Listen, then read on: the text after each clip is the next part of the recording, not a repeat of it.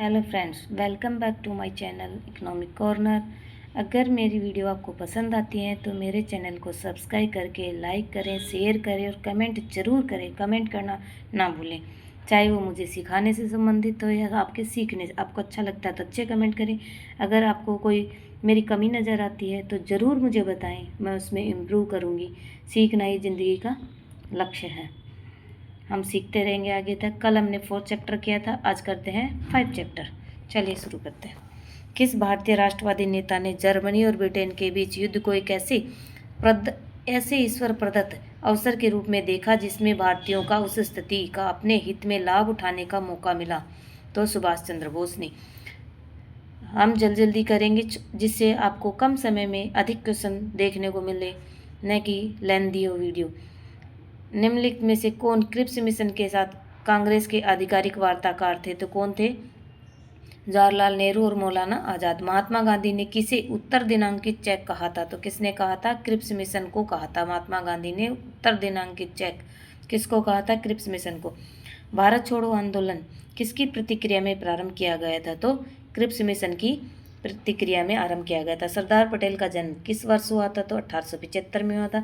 Cabinet mission की अध्यक्षता किसके द्वारा की गई थी? तो किसके द्वारा की गई थी? सर पैट्रिक लॉरेंस के द्वारा की गई थी। कांग्रेस के निम्नलिखित नेताओं में से कौन एक कैबिनेट मिशन योजना के पक्ष में पूरी तरह से था? तो कौन था? महात्मा गांधी। निम्नलिखित में से कौन भारतीय संविधान की पांडुलेखन समिति का अध्यक्ष था या मैन्युस्क्रिप्ट लेखन समिति, या इसको प्रारूप समिति भी कहते हैं? तो क्या है? B.R. अम्बेडकर। वर्ष 1946 में गठित अंतरिम कैबिनेट की अध्यक्षता किसने करी थी? तो किसने करी थी? जवाहरलाल नेहरू ने। जवाहरलाल नेहरू की अध्यक्षता में गठित अंतरिम सरकार में उनकी पदवी क्या थी? तो उपाध्यक्ष या उपराष्ट्रपति की थी। नई दिल्ली 1947 में आयोजित अखिल भारतीय कांग्रेस समिति की बैठक में निम्नलिखित में से किसने विभाजन के प्रस्ताव का समर्थन किया था? तो किसने किया था? अबुल कलाम आज़ाद। डोमिनियन स्टेट के प्रदान करने के आधार पर भारत व पाकिस्तान की 2 केंद्रीय सरकारों को अंतरित करने का सुझाव किसने दिया था? तो V.P. मेनन व सरदार पटेल ने। अगस्त 1947 में स्वतंत्रता दिवस के समारोह में निम्नलिखित में से कौन नेता कहीं भी सम्मिलित नहीं हुआ था? तो महात्मा गांधी। ब्रिटिश सरकार भारत के विभाजन के लिए उत्तरदायी नहीं है। उपयुक्त कथन किसका था? तो ये किसका है? महात्मा गांधी का। महात्मा गांधी दक्षिण अफ्रीका से भारत किस वर्ष लौटे थे? तो 1915 में लौटे थे। महात्मा गांधी दक्षिण अफ्रीका से भारत किस वर्ष लौटे थे? 1915 में।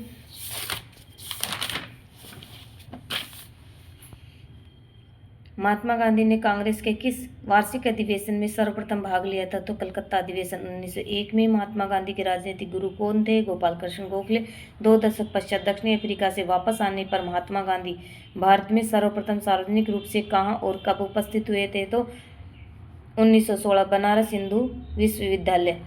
निम्न में से किसने महात्मा गांधी को आदेशित किया था कि वह भारत में प्रथम वर्ष खुले कान पर मुंह बंद कर व्यतीत करें? तो किसने कहा था? गोपाल कृष्ण गोखले। महात्मा गांधी को महात्मा की उपाधि किसने दी थी? तो महात्मा गांधी को महात्मा की उपाधि किसने दी थी? रविंद्रनाथ टैगोर ने। महात्मा गांधी जी के नाम के पहले महात्मा जोड़ा गया था चंपारण सत्याग्रह के दौरान। किसने यूरोपियन नील बागान मालिकों के द्वारा किसानों के शोषण की तरफ गांधी जी का ध्यान आकर्षित किया था? तो किसने? राजकुमार शुक्ल ने। सरदार वल्लभ भाई पटेल को किस आंदोलन ने गांधी जी का अनुयायी बनने की प्रेरणा दी थी? तो किसने? खेड़ा। और 1 वर्ष के भीतर स्वराज्य प्राप्ति किस आंदोलन का लक्ष्य था? तो किस आंदोलन का लक्ष्य था? असहयोग आंदोलन। किस घटना के बाद महात्मा गांधी ने असहयोग आंदोलन को अपनी हिमालय जैसी भूल बताया था? तो किसने? चौरी चौरा कांड को। बारदोली सत्याग्रह किए जाने का कारण था? तो बढ़ी हुई लगान दरों का विरोध करना। निम्नलिखित में से कौन सा मुद्दा उन मांगों का हिस्सा नहीं था जो गांधी जी ने गवर्नर जनरल इरविन को भेजी थी? तो भारत में पूर्ण आंतरिक स्वायत्तता। उस स्वतंत्रता सेनानी का नाम बताइए जिन्होंने गवर्नर जनरल को निम्नलिखित पंक्तियां लिखी थी। मैंने घुटने टेक कर रोटी मांगी लेकिन उसके बजाय मुझे पत्थर मिला। मैं ऐसे प्रत्युत्तर से आश्चर्यचकित नहीं हूँ। ब्रिटिश राष्ट्र केवल शक्ति के सामने ही झुकता है। यह किसने कहा था? तो महात्मा गांधी ने। ये कब कहा था? जब ये दक्षिण अफ्रीका की यात्रा कर रहे थे, फर्स्ट श्रेणी के डब्बे में बैठे थे तो इन्हें भारतीय इंडियन समझकर उतार दिया गया था, इसलिए इन्होंने ऐसा कहा था। निम्नलिखित में से किस आंदोलन को वापस लेने पर सुभाष चंद्र बोस ने कहा था कि यह तो असफलता को स्वीकार करना है? तो सविनय अवज्ञा आंदोलन। गांधी जी को सर्वप्रथम किस राजनेता ने राष्ट्रपिता कहा था? तो सुभाष चंद्र बोस ने गांधी जी को राष्ट्रपिता कहा था। और महात्मा गांधी किसने कहा था? रविंद्रनाथ टैगोर ने। निम्न में से किसने यह लिखा था कि भारत की मुक्ति महात्मा गांधी के नेतृत्व में नहीं होगी? किसने कहा था? सुभाष चंद्र बोस ने। निम्न में से किस पुस्तक के लेखक बाल गंगाधर तिलक हैं?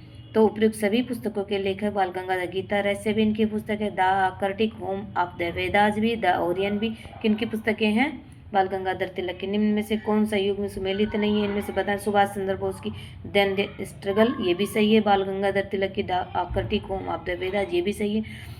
राजेंद्र प्रसाद की यह पुस्तक नहीं है। Jawaharlal Nehru discovery of India इनकी पुस्तक है। स्प्रिंगिंग टाइगर पुस्तक किसकी जीवनी है? तो सुभाष चंद्र बोस की है। और इंडिया विंस फ्रीडम किसकी पुस्तक क्या थी? ये एक आत्मकथा थी। मदर इंडिया की प्रतिक्रिया में लिखी गई पुस्तक अनअप इंडिया का लेखक कौन है? लाला लाजपत राय। तो फ्रेंड्स, अगर आपको वीडियो पसंद आता है तो मेरे चैनल को लाइक शेयर सब्सक्राइब जरूर करें। कमेंट करना ना भूलें, क्योंकि आपके कमेंट मेरे लिए बहुत मायने रखते हैं, जिससे मुझे पता चलेगा कि आप तक वीडियो पहुंच रही है और आपको पसंद आ रही है। कमेंट अच्छे हों या बुरे, मुझे सभी स्वीकार है। Thanks for watching.